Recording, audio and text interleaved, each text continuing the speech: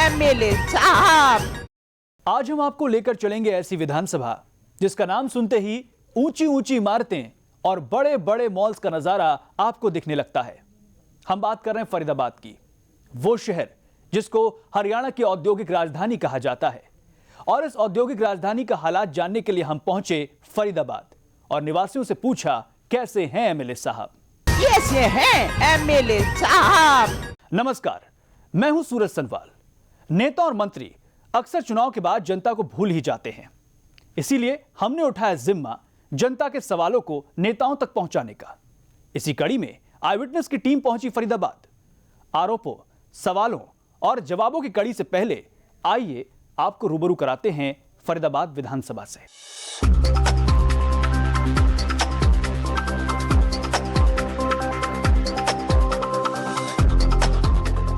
1979 में गुड़गांव से विभाजित हुई इस विधानसभा की जैसे ही बात आती है तो हमारे ख्याल में उद्योगों, कारखानों और ऊंची इमारतों वाला शहर आने लगता है। 1,32,953 मतदाताओं वाली इस विधानसभा की अलग ही पहचान है, जिसमें पुरुष मतदाताओं की संख्या 74,317 है। वहीं महिलाओं की भागीदारी 58,528 मतों की है। उद्योगों और उद्योगपतियों से भरी विधानसभा में विकास हो भी रहा है या नहीं, जानने पहुंची आई विटनेस न्यूज की टीम।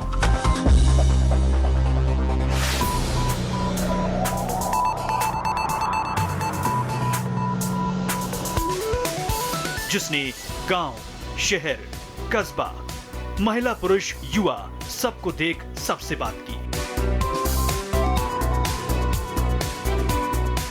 किसी भी विधानसभा के विकास का जिम्मेदार होता है वहां का विधायक। चमकती दमकती या फिर टूटी फूटी सड़कें बताती है काबिलियत विधायक की। आइए जानते हैं एमएलए साहब के बारे में।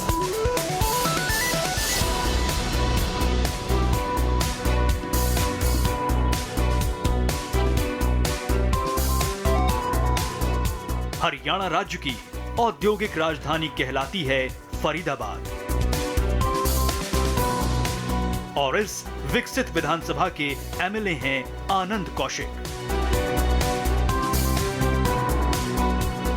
2009 विधानसभा चुनाव के एक तरफा मुकाबले में कांग्रेस के आनंद कौशिक ने अपने विरोधियों को चारों खाने चित कर दिया और 1,32,953 मतदाताओं वाली इस विधानसभा में 33,744 वोट हासिल किए।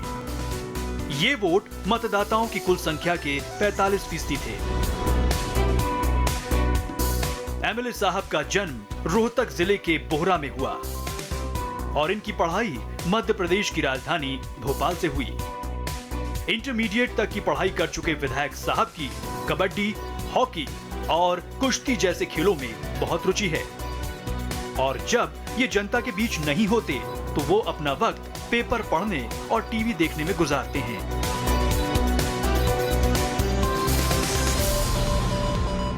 और विधायक आनंद कौशिक से खास बातचीत की हमारे संवाददाता ऋषिकेश ने।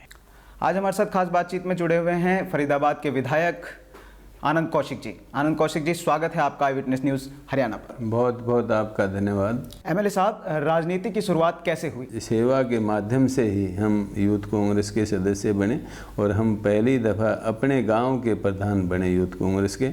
और उसके बाद जो भी प्रोग्राम मीटिंग होती थी, जिस तरह ब्लॉक की मीटिंग में हम जाते तो मैं अपने गांव से 2-3 ट्रैक्टर भर के वर्करों को ले जाता। इसलिए मुझे ये देखकर ये इसमें प्रतिभा है, काम करने वाले हैं, तो मेरे को ब्लॉक प्रेसिडेंट बना दिया। इसी तरह से हमने मतलब फिर हरियाणा प्रदेश के सेक्रेटरी रहे, जनरल सेक्रेटरी रहे जी। उसके बाद हमने इंडियन यूथ कांग्रेस में भी रहे। गुलाम नबी आज़ाद जी ने हमारे को बनाया था और उनके साथ, और फिर तारिक अनवर जी का टाइम था 5 साल का, उनके साथ पूरे यूथ कांग्रेस में रहे। सबकी कुछ ना कुछ वजह होती है राजनीति में आने की। आपकी क्या वजह थी राजनीति में आने की? ना, वजह नहीं, राजनीति भी एक सेवा का माध्यम है और राजनीति में भी सेवाएं करने के लिए आए हम। और फिर इंदिरा जी के समय भी इंदिरा जी को अरेस्ट कर लिया था जनता पार्टी के राज में, तो हम सैकड़ों साथियों के साथ जेल में रहे, भिवानी जेल में रहे। वहाँ जो वीरेंद्र सिंह जी भी थे, हमारे रोहतक के डिस्ट्रिक्ट प्रेसिडेंट लाला सेठ श्री कृष्णदास जी थे। हम जहाँ भी रहे मन से काम किया, अगली रो में रह के काम किया, पीछे रह के काम नहीं किया।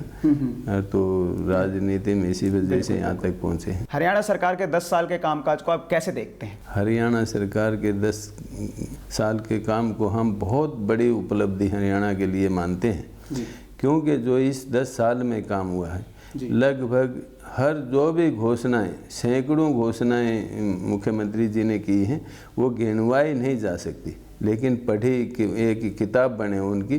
क्योंकि हमारे यूथ मतलब हमारे जो नौजवान खेलों में, आप देखिए खेलों में लंदन ओलंपिक में हमारे 6 मेडल मिले, 6 मेडल में से 4 मेडल हरियाणा को मिले, 2/3 मेजॉरिटी हमारी 67%। ये बहुत उपलब्धि है हरियाणा की।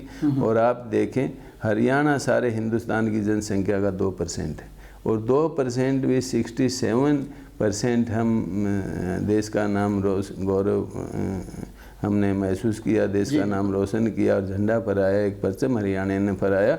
और आज हरियाणा के लड़के मतलब लगे हुए हैं, एक कंपटीशन हुआ, जो इधर उधर के गफलत में थे उन लड़कियां एक स्पोर्ट्स को भी कैरियर के मतलब कहने का मतलब है खेल रहा है, बढ़ रहा है हरियाणा। हाँ, कैरियर के रूप में देख। अब तक के मुख्यमंत्रियों में आपको सर्वश्रेष्ठ मुख्यमंत्री कौन लगते हैं? सर्वश्रेष्ठ मुख्यमंत्री चौधरी भूपेंद्र सिंह हुड्डा को मानते हैं, क्योंकि उस समय जब हरियाणा बना था तो बंसीलाल जी ने में काफ़ी काम किया, विकास पुरुष बंसीलाल को भी कहते थे।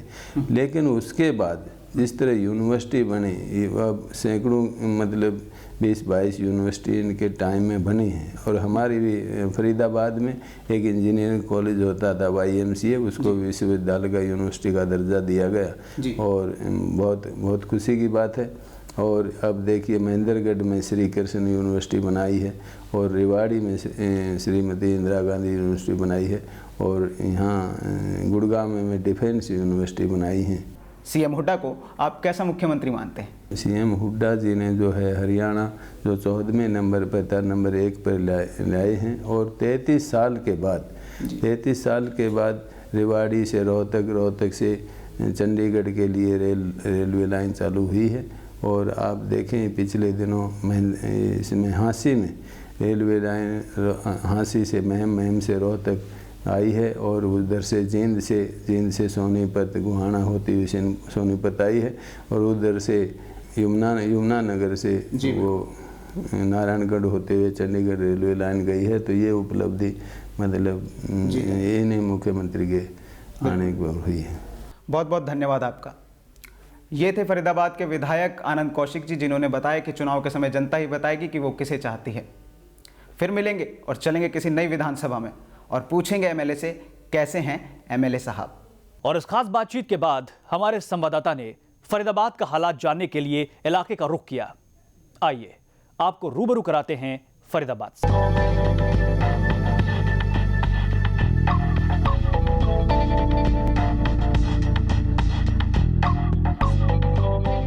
मुगल बादशाह जहांगीर के खजांची शेख फरीद ने 1607 में एक नगर बसाया, जिसका नाम उनके नाम पर फरीदाबाद रखा गया।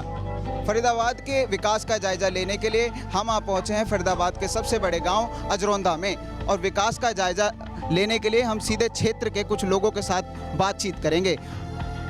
सबसे पहले आप अपना नाम बताइए। मेरा नाम रामचंद्र सैनी। क्षेत्र की सबसे बड़ी समस्याएं क्या क्या हैं? क्षेत्र की सबसे बड़ी समस्या है, पहले तो है ये सीवरेज और पानी। ये दो बातें तो इतनी विकट हैं कि इससे गांव इतनी बुरी तरह जूझ रहा है, परेशान है। पीने का पानी क्या लगता है आपको मिलता? पीने का पानी सीवरेज मिल के आता है जी, उसमें खराब पानी इतना आता है कि उसको पीने को मन नहीं करता। इसके लिए आप किसको जिम्मेदार मानते हैं? हम प्रशासन को जिम्मेदार मानते हैं, एमएलए को भी मानते हैं। जी सर, आपका नाम क्या है? मेरा नाम खेम सिंह है। खेम सिंह जी, ये बताइए आप पिछले 5 सालों में और अब के 5 सालों में आपने विकास देखा होगा, क्या आप विकास कार्य से संतुष्ट हैं? रोजना बिल्कुल नहीं जी, यहाँ विकास नाम की कोई चीज़ नहीं है। एमएलए साहब है, वोट लेने आए उसके बाद नहीं आते, समझे जी। कोई गमी होती है या किसी की शादी में वैसे आते हैं, बाकी काम के नाम पे यहाँ कुछ नहीं है। अगर मैं आपसे एक लाइन में पूछूं कैसे हैं एमएलए साहब, तो आप क्या कहना चाहेंगे? वो बहुत अच्छे हैं, काम के नाम पे जीरो हैं। देख सकते हैं आप कि लोगों में कितना गुस्सा है। क्षेत्र में विकास के नाम पर कुछ भी नहीं हुआ है और विकास एकदम जीरो बताया जा रहा है और इसके लिए एमएलए को साफ साफ जिम्मेदार बताया जा रहा है। कैमरामैन अशोक के साथ मैं ऋषिकेश पाठक, आई विटनेस न्यूज़, हरियाणा।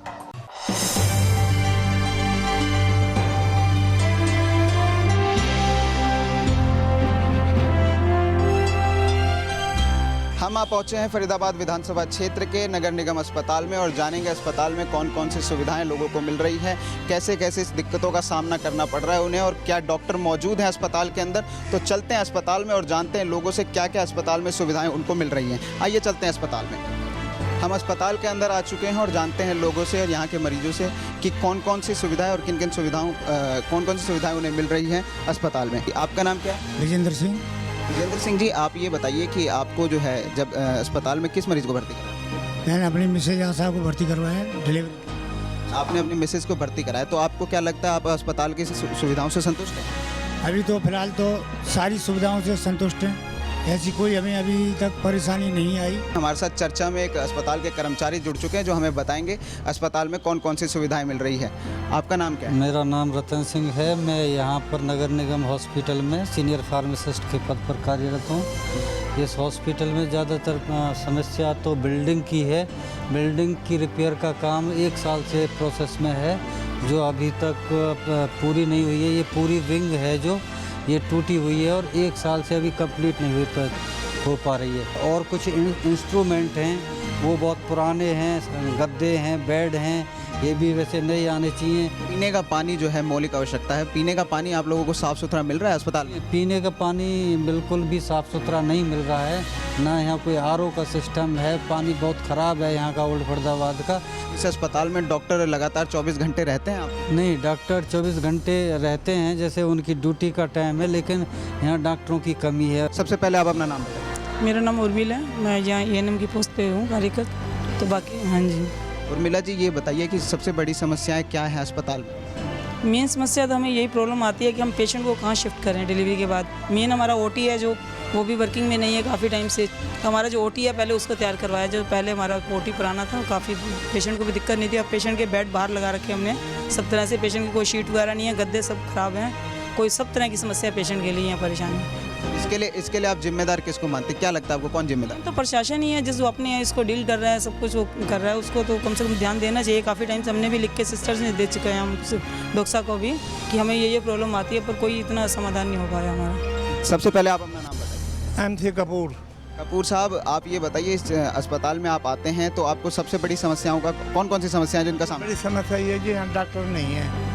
अब जो पहले जो फैसिलिटी थी वो कुछ भी नहीं है, बिल्कुल भी, समझिए। ना डॉक्टर है, ना लेबोरेटरी, ना एक्सरे की मशीन है। रोते हुए मरीज आते हैं, रोते हुए निकल जाते हैं। इनका साफ साफ कहना है कि बिल्डिंग की जर्जर हालत और पीने का पानी ना होने की वजह से मरीजों में इन्फेक्शन भी फैल सकता है। कैमरा पर्सन अशोक के साथ मैं ऋषिकेश पाठक, आई विटनेस न्यूज़, हरियाणा।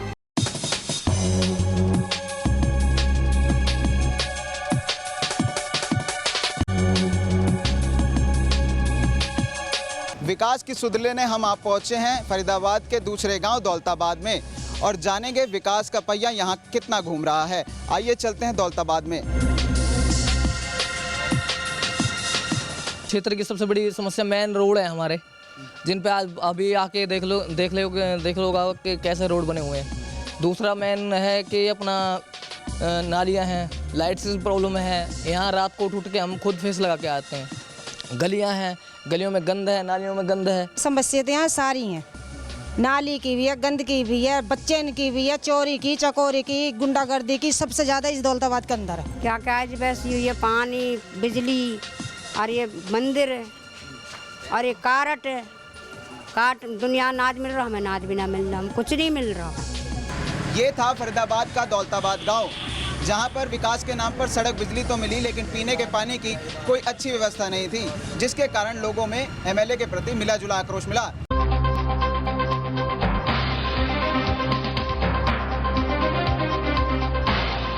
आज हम खड़े हैं फरीदाबाद विधानसभा क्षेत्र के बस स्टैंड पर। मैं आपको अपने पीछे दिखाना चाहूँगा कैसे बस स्टैंड पर बसें खड़ी हैं, लेकिन कहीं पर कभी कोई भी जगह ये नहीं लिखा हुआ कि ये बस स्टैंड है। ना तो कोई शेल्टर है, ना तो पीने के पानी की कोई व्यवस्था दिख रही है। यहाँ पे रोज़मर्रा की ज़िंदगी में लोगों को काफ़ी परेशानियों का सामना करना पड़ रहा है। यहाँ पे मुसाफिर आते हैं लेकिन वो धूप में लगातार खड़े रहते हैं। हमारे साथ चर्चा में कुछ मुसाफिर जुड़े हुए हैं, आइए उनसे बात करते हैं। सबसे पहले आप अपना नाम बताइए। मेरा नाम है MS वर्मा। MS वर्मा जी, ये बताइए कि आप यहाँ पे डेली बस पकड़ते हैं, तो आपको किन किन दिक्कतों का सामना करना पड़ता है? पहली बात तो यहाँ पे कोई शेल्टर नहीं है, मतलब जिस पे यहाँ जिसके नीचे खड़ा हुआ जा सके। दूसरा क्या है कि रॉन्ग साइड से यहाँ 3 व्हीलर भी आते हैं, जिससे वरना कई बार एक्सीडेंट के चांस भी बने रहते हैं। और ना बसों का कोई ये निश्चित है कि यहाँ पे इधर रुकेगी या इधर रुकेगी, कौन सी साइड पे रुकेगी है ना। ये आपको सबसे ज़्यादा क्या लगता है, सबसे ज़्यादा परेशानी किस चीज़ में आती है बस पकड़ने में? मतलब बसों की सर्विस यहाँ लगातार है? सर्विस भी बहुत पुअर है यहाँ की, हरियाणा रोडवेज की सर्विस बहुत कम बसें हैं। ये आप अपना नाम बताइए। श्यामलाल। श्यामलाल जी, ये बताइए कि बसों की सुविधा यहाँ पे कैसी है? नहीं, बसों की सुविधा देखी जाए, सबसे परेशानी तो 3 व्हीलर रिक्शा की है। आप देख सकते हो कैसे जा रहे हैं, कैसा ये परेशानी ज़्यादा। आपको नहीं लगता बसों की सुविधा के लिए बस अड्डा है ये, तो यहाँ पे बस शेल्टर कोई नहीं है शेल्टर, वो बाद में है, वो टूटा पड़ा है, पेशाब करते हैं। पीने के पानी की व्यवस्था है कोई यहाँ? कुछ नहीं है। देखा इन्होंने 7 तरीके पे ये कह दिया कि यहाँ पे कोई शेल्टर है, ना तो पीने के पानी की कोई व्यवस्था है। लगातार धूप का सामना करते मुसाफिर यही गुहार कर रहे हैं कि कभी राज्य सरकार यहाँ पर एक शेल्टर लगाएगी और ये लिखवाएगी कि बस स्टैंड है और बसों की सर्विस को दुरुस्त कर पाएगी। कैमरा पर्सन अशोक के साथ मैं ऋषिकेश पाठक, आई विटनेस न्यूज़ हरियाणा। वक्त हो चला है एक छोटे से ब्रेक का, और ब्रेक के बाद जनता बोलेगी और सुनेंगे MLA साहब। ये है MLA साहब।